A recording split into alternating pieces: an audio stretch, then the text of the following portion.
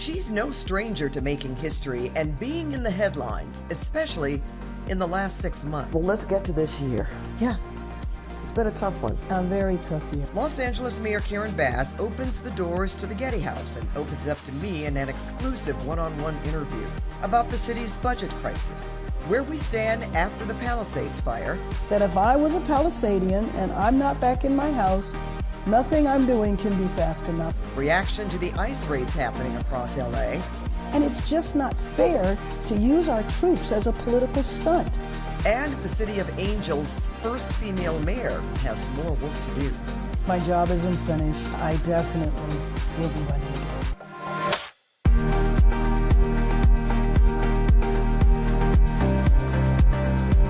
Welcome to The Conversation with Pat Harvey. I'm Pat Harvey, and in this new series, I'll focus on topics and issues in a more unfiltered and intimate setting. Today, we are outside the KCAL studios for a very special guest, and she's certainly no stranger to history. She was the first Black woman to lead the California Assembly and the first woman to be elected mayor of Los Angeles. So, of course, I'm talking about Mayor Karen Bass. Mayor, thank you so much for welcoming us into your home at the Getty House.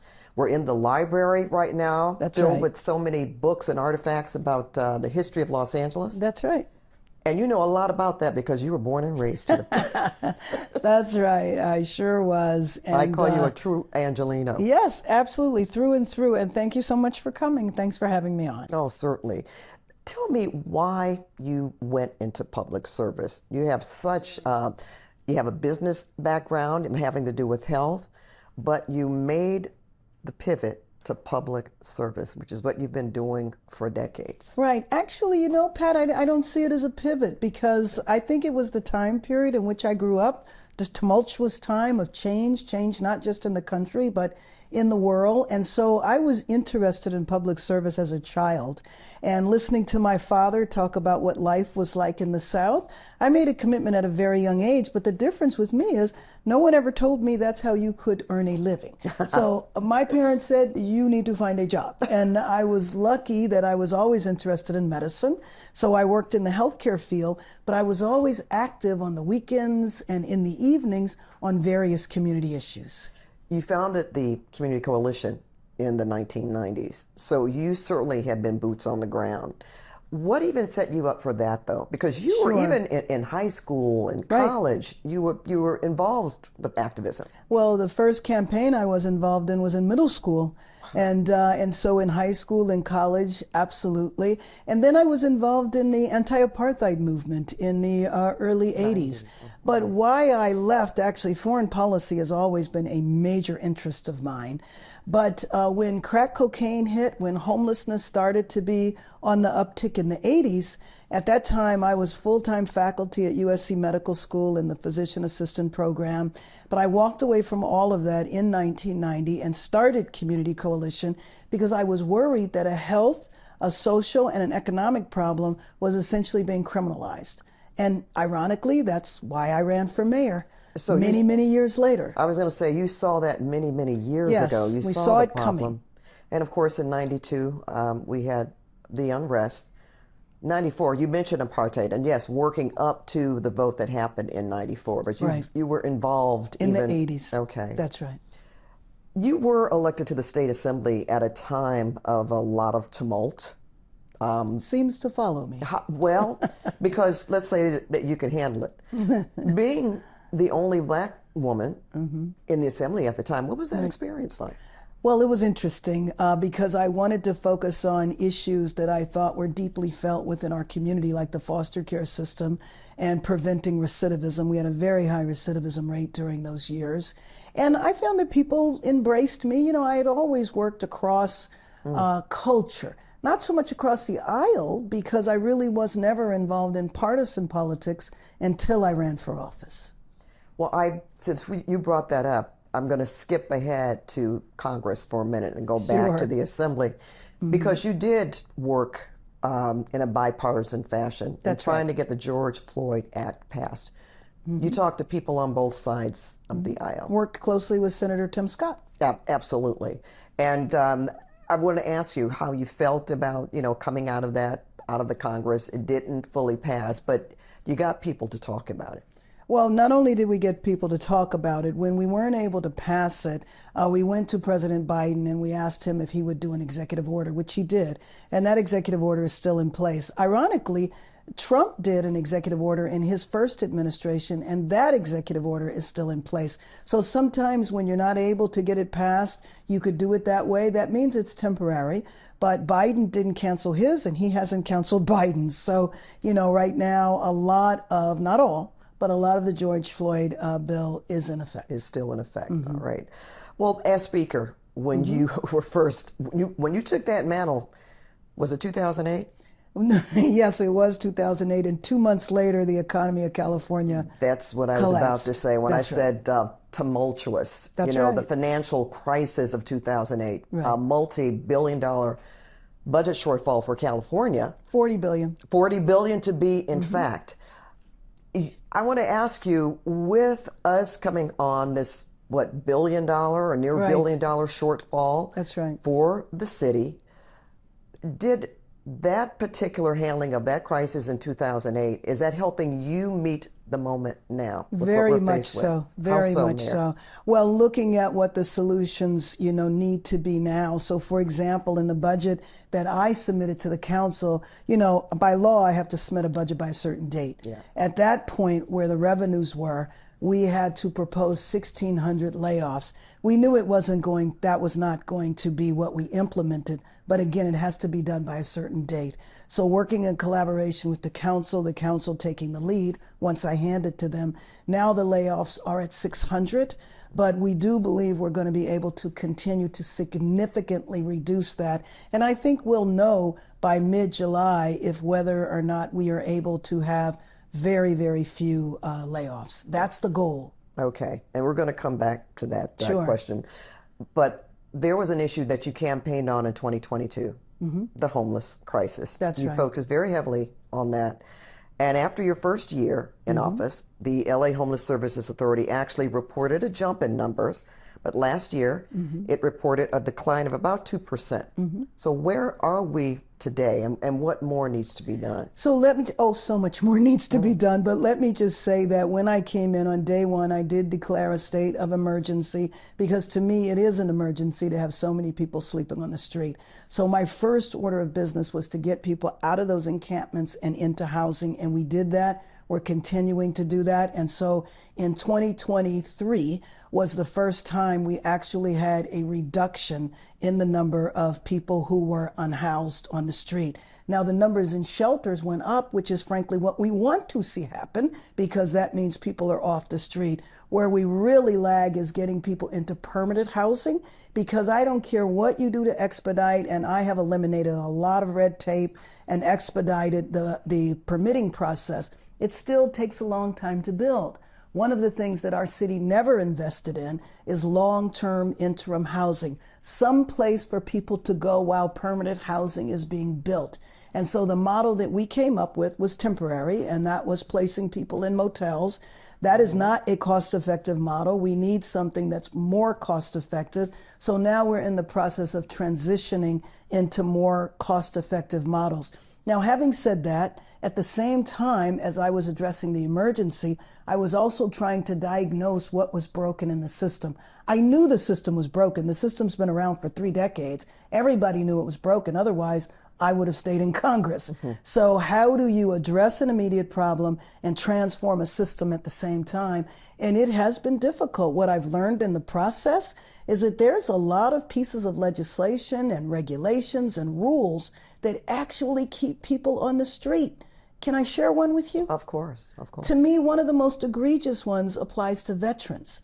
Until now, if you were a veteran and you received disability benefits and other benefits, we counted that as your income, and then we said you made too much money, so we wouldn't give you a housing vouchers. We had 3,000 unused vouchers. So I worked with the U.S. Conference of Mayors. We got over 100 mayors to go lobby in D.C., and we got the federal government to change that rule. And so far, the Trump administration is going to continue to make that change. Fortunately, the Secretary of the VA was a colleague of mine when I served in the House. Well, let me ask you this question then. How do you reach the veterans? Because so many, what I've heard, Mayor Bass, is so many people that are on the street that are veterans, they do have services. Right. Much of like what you just talked about. Right. But they don't know how to get them because they don't have access to computers. And if they had one, they wouldn't necessarily know how to use one. Well, actually, the ones that have benefits are connected. Where the gap is them getting the vouchers. And every way you turn, there's red tape and bureaucracy, and this is the way we've always done things. So you have to clear out that, what I would refer to as debris right now, clear out the old way of doing things and do something fundamentally different. And I will tell you, Pat, whenever you do that, there's a lot of resistance. There's people that don't want to see change. And that has been a real barrier that we have faced on every level. So that's an obstacle. That is an obstacle. I'm sure you hear this question from people all the time. Why can't we put our homeless in some of these abandoned buildings that the government owns? Well, not so many abandoned buildings, but the government does own a ton of vacant property. And so when I say we want to transform out of the motels into more cost-effective models, that's what we're looking at. Because I'll tell you, over the years, the industry has come up with a lot of models to build quickly, to build in a much cheaper fashion. For example, you know the original tiny homes? Yes. Now there's new and improved tiny homes that actually have a bathroom and a little kitchenette, but it's still small and it's still cost effective. So we're looking at the city land and we're looking at instituting some of those models. Which you may need more of those because of the fires, which we're going to get to that as well. Sure. So many people out of housing. Well, my last question about that. What do you say to critics who feel that the problem isn't getting better on the homeless crisis? You know what? It's a difficult thing because if you live near an encampment, it's not getting better. But the objective data, we have far fewer encampments than we did when I came in. And then we're waiting for the results of the count from 2024. So the count is released about 6 months into the year. Now the preliminary count shows that the numbers have continued to go down. But when you have 46,000 people, that's a whole lot of people. So even though we've reduced street homelessness by 10%, that still leaves tens of thousands of people on the street. I would love to have a magic wand. I'd love to have a couple $1 billion and say we'll just buy up a bunch of hotels and house everybody. The reality is that we don't. Very difficult. Well, let's get to this year. Yes. It's been a tough one. A very tough year. Already for the city and the county of Los Angeles. That's right. The Palisades fire in January that we're still dealing with nearly That's 6 right. months later. Where are we in terms of rebuilding and recovery? So let me just say that for people that lost their homes, it's a lot more than losing a structure. It's a grief. It's a traumatic loss. Your memories, your history, and your relationships, because it's not just a house. Palisades is and was a tight community. You think of the kids who had their education disrupted with COVID. And then they come to their graduation, their high school graduation, and they have to either miss their high school graduation or it's not the same because it wasn't at Palisades High. Although I think the venue of the Hollywood Bowl was a good venue, but still, it wasn't the same. But having said that, though, I have to say that the process has been moving forward at lightning speed, and my measurement of that are the other fires that have happened in our state. Whether it was the Paradise Fire or several of the other fires that we've had, we were able to get water and power back on within a couple of months. And some of the other fires, it took 6 months or even longer. Ironically, considering what we're facing today with the immigration situation, the Trump administration was extremely helpful in giving us record numbers of Army Corps of Engineers what they did was they cleared the debris at record space. So there's over 3,000 properties that have been cleared. About 500 properties are making their way through the permitting process. Permits, they're in that process. We've expedited that. We've waived the fees. We're bringing in artificial intelligence to make sure that we don't get backlogged. It's nice to say there's 500 permits going through the process now, but what about when there's 3,000 and 4,000. We don't want it to be bogged down. Self-certification, several specific measures to streamline and speed up the process. I went to a property about a month ago, and they already had construction workers there. I went there a couple of weeks ago, and the frame of the house is already up. So I'm very optimistic about Palisades. We also did something that doesn't happen usually. We got the Army Corps of Engineers to agree to remove the debris at the library, the rec center, and the playground, and those are city-owned properties, because we want to create as soon as possible a sense of community, and those were places where the community congregated. So working in collaboration with J.J. Redick, the coach from the Lakers, and Rick Caruso with Steadfast LA, working in collaboration to get that rec center built as soon as possible so that people can congregate again. And the library, for example, are going to put up temporary structures. So you would say it's going better than you expected. It's going way better, yes. But again, I just have to qualify that and acknowledge that if I was a Palisadian and I'm not back in my house, nothing I'm doing can be fast enough, and I have to respect that and understand that. All right, fair enough. There was a lot of debate about your dismissal of Fire Chief Kristen Crowley and other issues within the fire department. So how is your relationship with the fire department at this time? Well, my relationship with the fire department was always good, and my relationship with Kristen Crowley was always good. So I was shocked by what happened during that process. But we have a wonderful interim chief in Ronnie Villanueva. He's got a 40-year history with the department. He thought he was going to retire. I think he had retired for 6 months before we called him back. And we're going to begin the search for a full-time permanent chief. How long do you think that will take? Well, we took our time. We took our time with the police chief. We plan to do the same process. Fortunately, Chief Villanueva is willing to stay. So we anticipate 3-4 months or maybe even longer. We don't want to rush it. We've hired a national search firm, and at the same time, we're having the same type of community process where I will go around to fire stations, I will meet with firefighters, I will meet with the community. We did a whole process, and we took that information and we fed it back to the search firm so that the search firm knew what Angelenos wanted to see from their new leader. Now, of course, we couldn't control what happened in January. That's Nobody right. really expected something of that magnitude to happen. Since it has, and since we have been faced with those kinds of conditions, are we prepared for if it could happen again? I guess I'm asking, have we learned lessons? A ton of lessons, and not only that, but the lessons are still underway because the evaluation of what happened is still taking place. So we absolutely have more we need to do. And we're in the process of doing that because, as we know, in 12 months, we will have the World Cup here. Okay, getting to that too. I'm going sort of in a chronological order, if you will, because right now I want to ask you about the ICE raids across the city. You've been very vocal against them, and of course about the deployment of the National Guard and the Marines.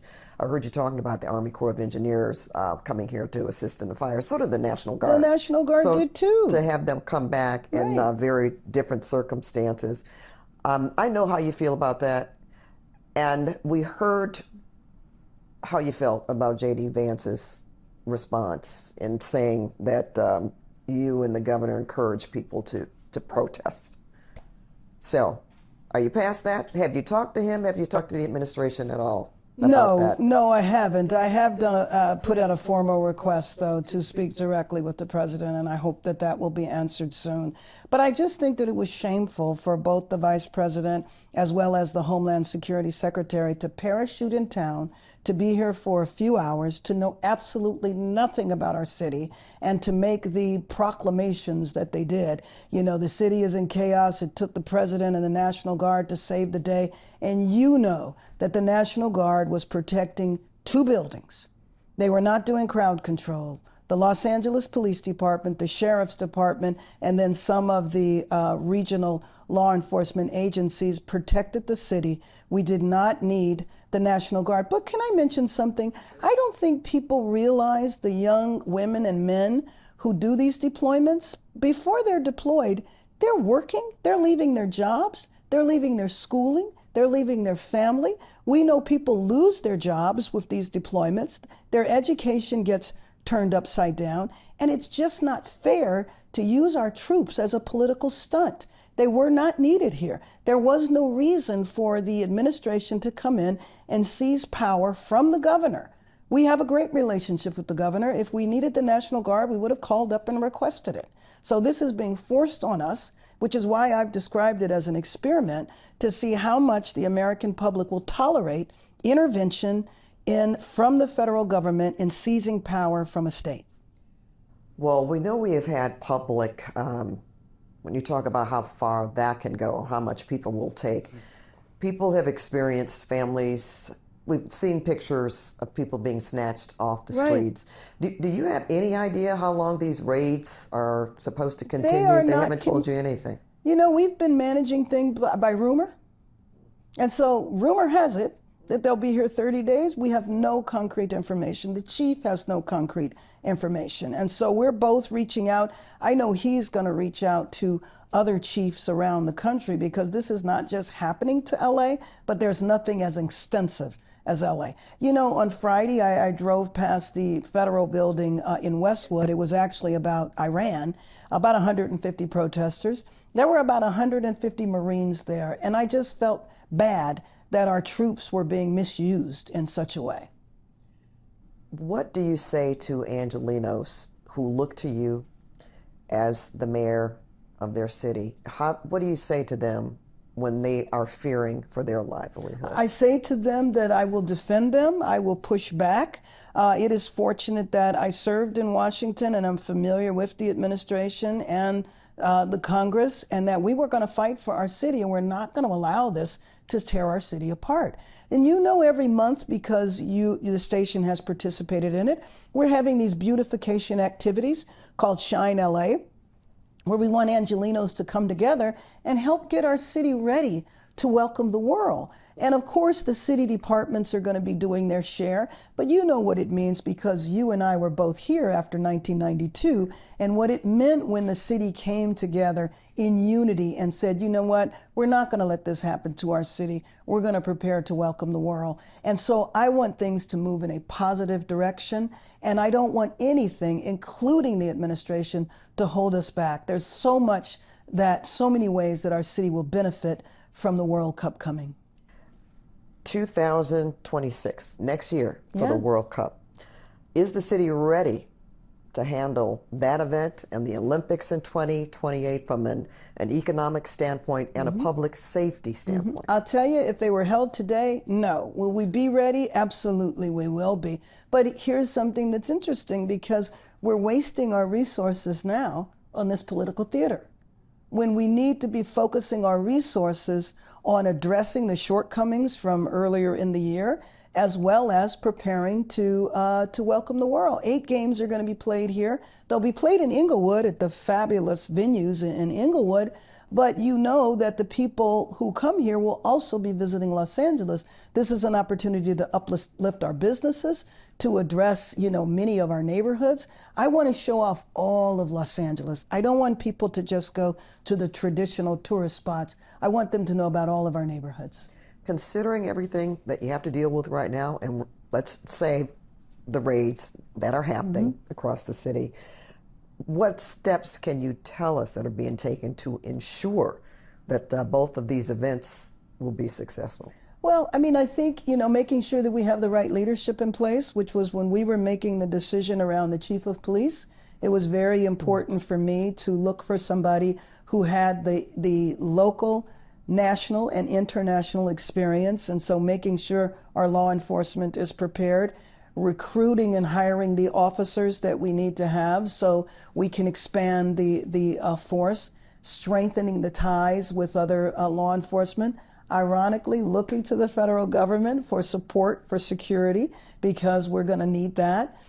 So there's so much that we need to do, as well as just basic, you know, repairs and cosmetic work to our city to show off LA. And you think that can be done? No, I know that it will be done. Not I think that it can be done. I know that it will be done. We are determined as Angelenos. We have always risen to the occasion. And one thing that Paul Krikorian always reminds us of, and he's the new executive director of our Office of Major Events, that when the Olympics happened here in 1984, we were in the midst of a terrible recession. I actually didn't remember that part. And what did LA do? LA rose to the occasion, and 40 years later, we are still benefiting. And so I feel like I have such a high bar that I have to reach in terms of the legacy that Mayor Bradley left for our city. You know, it's almost like you know what I'm going to be asking you next. You brought up the police department. So this is a two-part.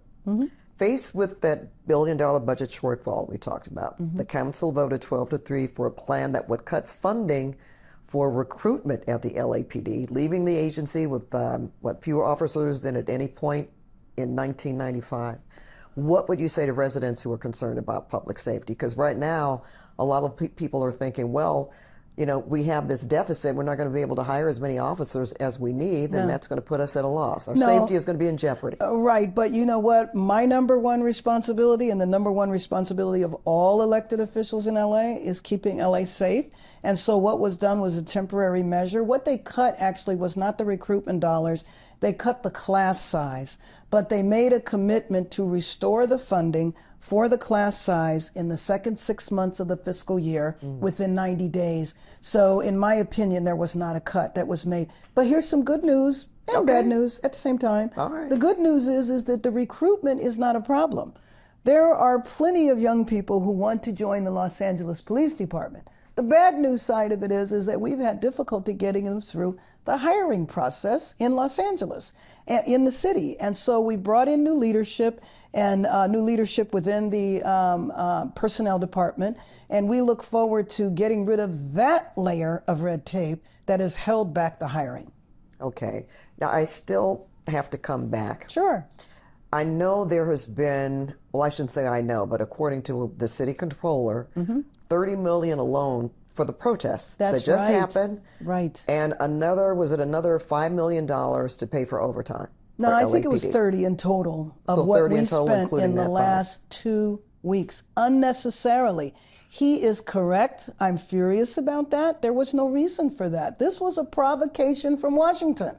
So what he is referring to, that I agree with, is that we had to spend that much money. As a matter of fact, on the Saturday protests, the Saturday protests, that majority of it was peaceful. So it wasn't because of damage or anything like that. It was because of police overtime and the need to call the force in.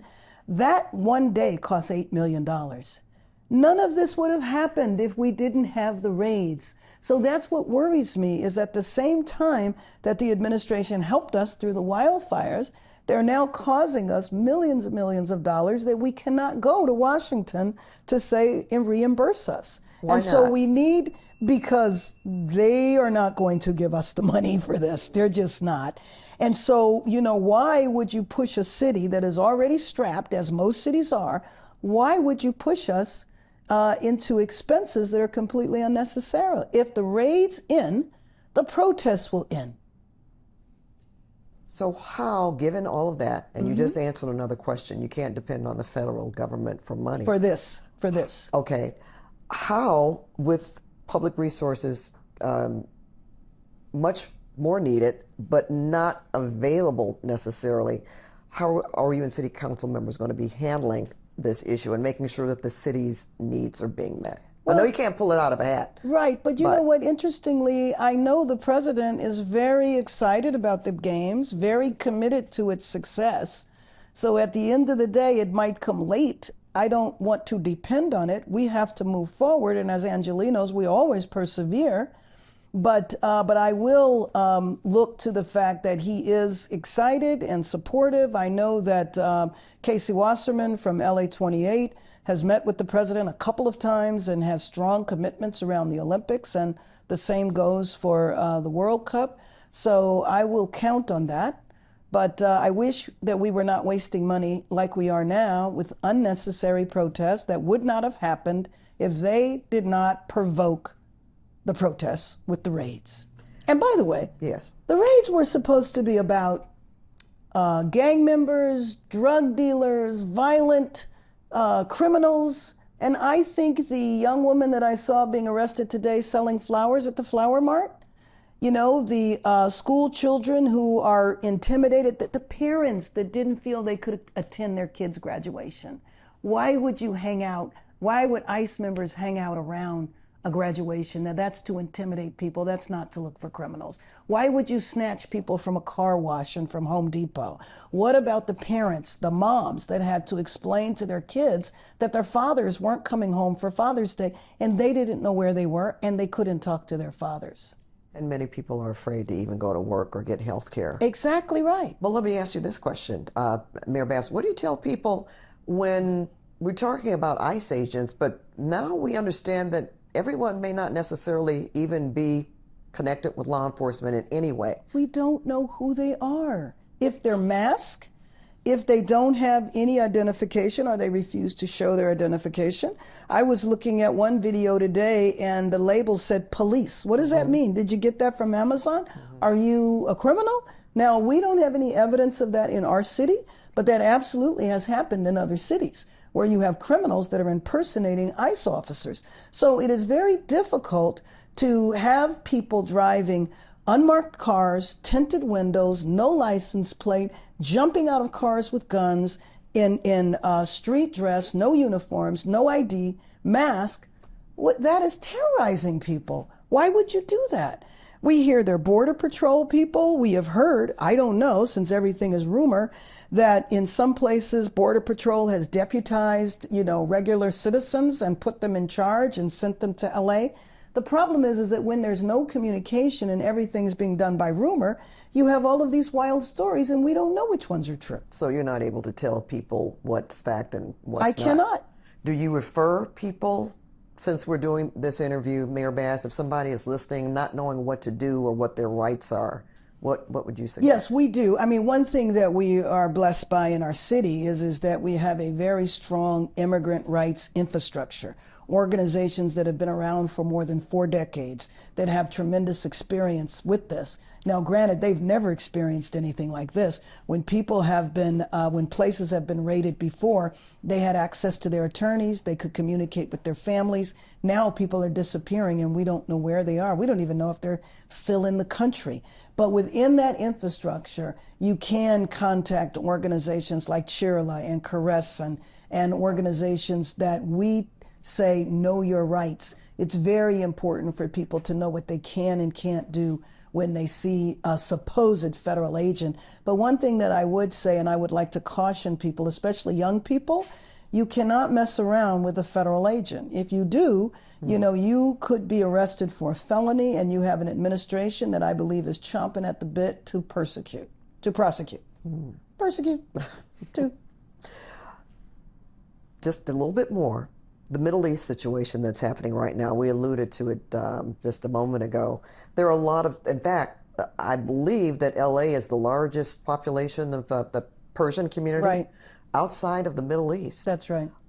With that in mind, is the city helping people trying to connect with loved ones who have loved ones overseas? Well, I think that community also has a strong infrastructure. And there's different parts of the community, Christian, Muslim, Jewish. Correct. Yes. And so I do know that they have a strong infrastructure as well. There's nothing formal that we're doing. It could be with congressional reps that is taking place, but so far there hasn't been anything in place within the city to connect people. I think people are able to do that on their own. Okay. Well, this has been a year of turmoil as we've talked about in 2025. Yes. So I'm going to ask you, you can answer it or not, but does this have anything to do with you making a decision to rerun for mayor? I made that decision long ago. My job isn't finished. I ran because I was so concerned about the people on our street. And again, this is a concern I've had for more than 3 decades, and we're going to continue moving ahead. So I definitely will be running again. Wow. Thank you. You're welcome. Thank you, Mayor Bass.